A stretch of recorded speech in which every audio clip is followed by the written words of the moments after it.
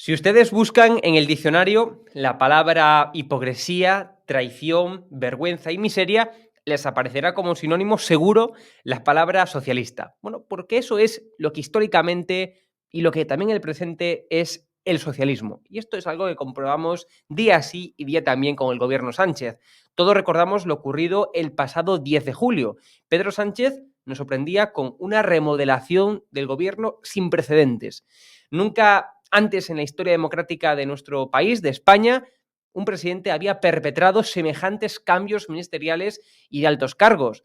Y de todos ellos, un hombre, sobre todo, destacó, José Luis Ábalos, el que había sido el hombre de confianza de Pedro Sánchez, el hombre para todo de Pedro Sánchez, el que sin prácticamente estudios llegó a ser ministro de Transportes, y por cierto, ganaba más de 92.000 euros de sueldo al año que le pagamos nosotros, todos los españoles. Bueno, pues esta persona, este hombre, cayó de la noche a la mañana. Y desde ese momento la pregunta era, ¿qué hizo caer al que era una de las personas con más poder de España?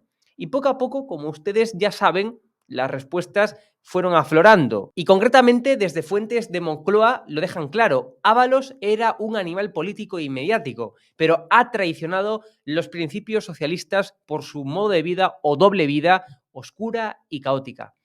Y el detonante no fue ese supuesto vídeo que dicen que existe de Ábalos y Koldo con mujeres.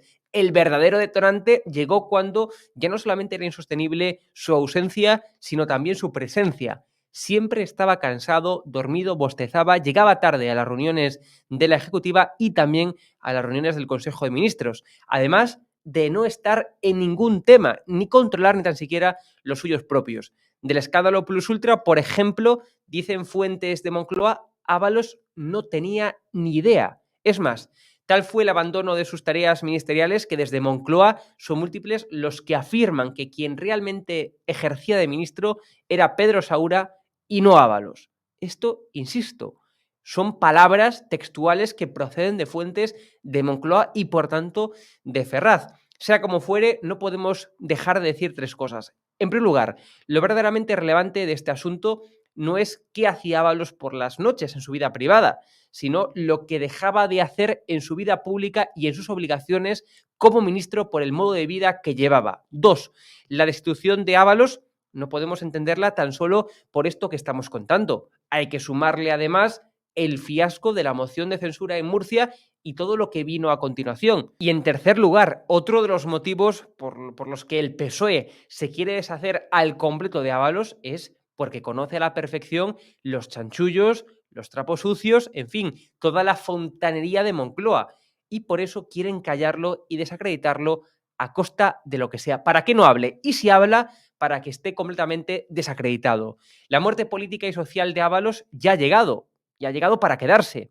Pero no pierdan la esperanza porque lo próximo que viene, tal y como apuntan los expertos, es el fin de Pedro Sánchez y de este gobierno que nos está llevando en caída libre a una crisis económica sin paliativos.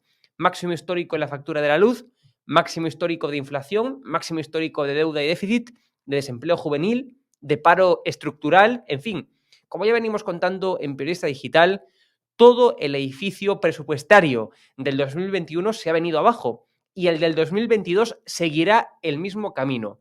El tapering, esto es, que los bancos centrales dejen de comprar deuda a los países, es inminente, ya está aquí. Y España, no olvidemos, es un país que está sobreendeudado. Además, la panacea socialista, los fondos europeos que tanto repite Sánchez y sus acólitos, no están llegando ni en la cantidad, ni en el tiempo, ni en la forma.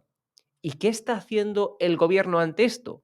Bueno, pues en primer lugar, negarlo y esconderlo con datos y cifras trucadas, como esos casi 20 millones de afiliados que dice el gobierno, pero que si leemos la letra pequeña, ese dato incluye las personas que están en ERTE, por tanto, que están desempleadas, que no están trabajando, y los autónomos en cese de actividad. Y en segundo lugar, a pesar de todo esto, el gobierno sigue gastando más y más. No ha reducido el gasto público, sino que al contrario, con los presupuestos del año 2022, que el gobierno Sánchez aprobará junto con sus socios etarras y golpistas, pretende gastar más. De hecho, uno de los ministerios que más va a crecer en presupuesto en el próximo año, concretamente un 14,4% y superando los 525 millones, es el de Irene Montero. El inventado e inútil Ministerio de Igualdad aumentará en presupuesto al tiempo que las agresiones sexuales hacia las mujeres han crecido un 30%, bueno, pues en los primeros meses de este año. Por tanto, ha crecido desde que Irene Montero es ministra de Igualdad. Bueno, y esto ratifica, insisto, esa inutilidad del ministerio. Se llama socialismo y comunismo, queridos amigos.